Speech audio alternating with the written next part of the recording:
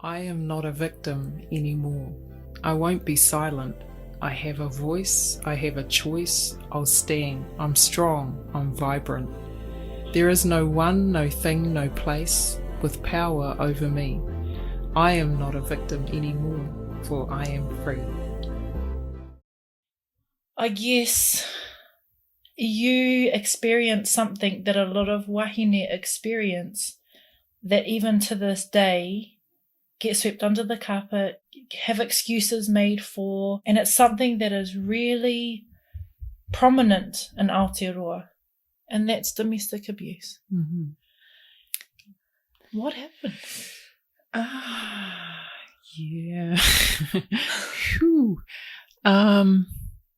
This is one of the things we don't talk about, and I appreciate you for bringing it up, because I don't really talk about it, but I'm prepared to talk about it. You know, I talk to my children about it, and so if I figure my children are my moral compass, and the legacy that I want to leave with my children is that we can talk about anything and everything.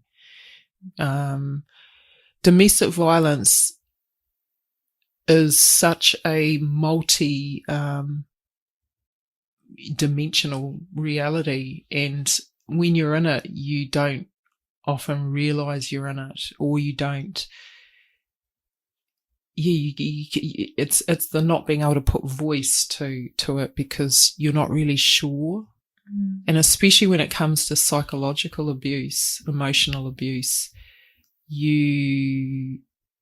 because it's involving your mind and your psyche, it's very, very confusing reality. And especially if some of the tactics, I guess, that you're under involve you being made to feel responsible for somebody else's behaviour. I guess my question is, and it's not a question that's asked really lightly, but the question is, how can you stay? Physical abuse, you can see the hurt. Mm-hmm. You have a bruise, or you have a broken bone, or you have something like that. Psychological and emotional abuse, you can't always see. Mm-hmm. And when you reach out for help, people can't always see that in you. Mm-hmm. But knowing that, and knowing you have your tamariki with you, what goes through your mind that keeps you there? I'm really privileged to work with women who are in domestic violence situations. If we don't really realise we're in it, is one thing. We just keep coming back to the positives in our mind. Oh, no, this is normal. Perhaps I grew up with this. You know, I've seen this. I've lived it already. My parents were like this. There's that side of it actually being normal. And then there's another side of it where maybe you didn't grow up with it, but you believe that it's only temporary, and you're going to be able to fix this. You've got this image, you know what you want, and that is for this beautiful relationship, and it's healthy and it's safe. You see yourselves sitting side by side in rocking chairs. You can't let go of that image, and you're determined that you're going to be able to navigate your way through this with the other half and get to that place.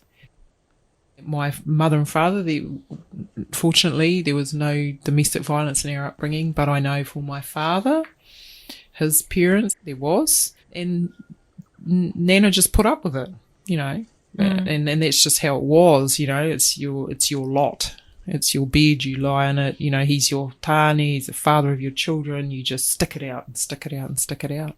And that's a really common reality, and there's this cycle that we get caught in too, because often it's not addressed within the relationship. So say an incident occurs, I might get choked or punched, and then my tāne might leave after that, and I'm at home trying to process that and deal with that trauma and deal with my children.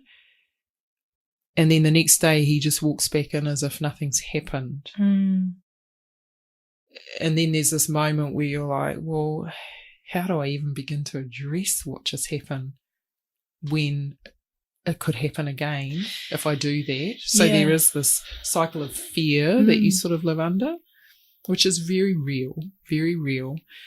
But then there's also the whole thing of, I don't know how to address this. He's certainly not going to take leadership and address it when he's not even going to acknowledge what he's done. And so, the best thing I can do is just kind of focus on my tamariki, get their lunches sorted for school. So-and-so needs togs and blah, blah, and we're going to go to the pools and just all that kind of stuff. And later on, see my tāne, I'm really hurt. I'm in shock. I'm frightened, but I want to keep the peace for my whānau. And it's sort of this cycle that just goes on and on and on and on and on, because then it happens again. Did other people ever kind of step in and recognise it on your behalf? And the reason why I ask that is because often if friends and whānau do see these things, they find, it is quite hard to get involved because, again, it's not your relationship. You want to protect your whānau member.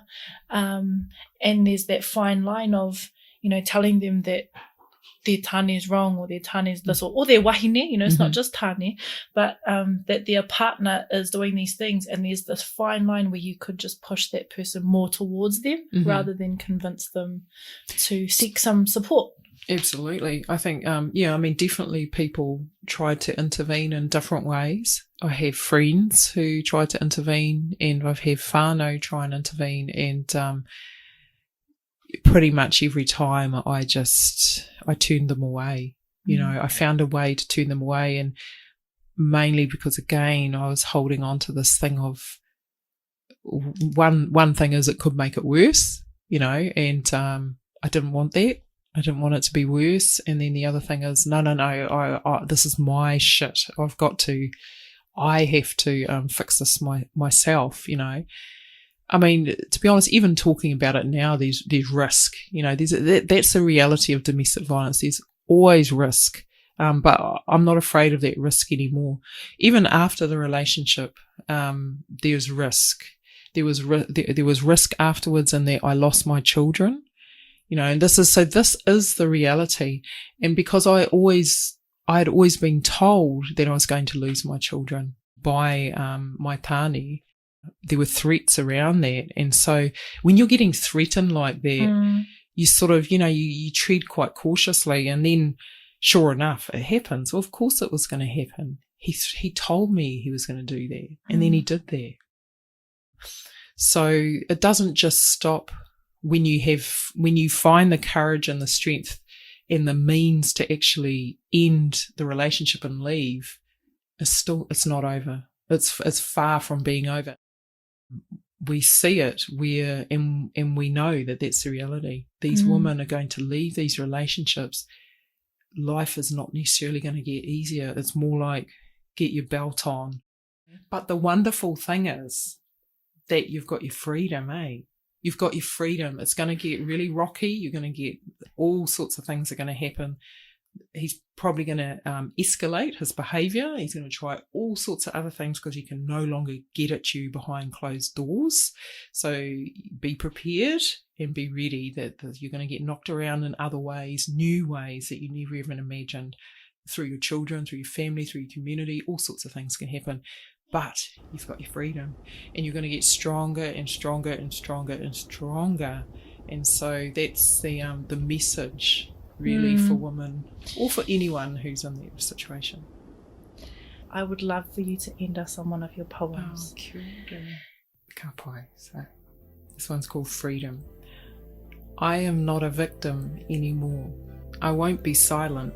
I have a voice, I have a choice, I'll stand, I'm strong, I'm vibrant. There is no one, no thing, no place with power over me. I am not a victim anymore, for I am free. Kia ora.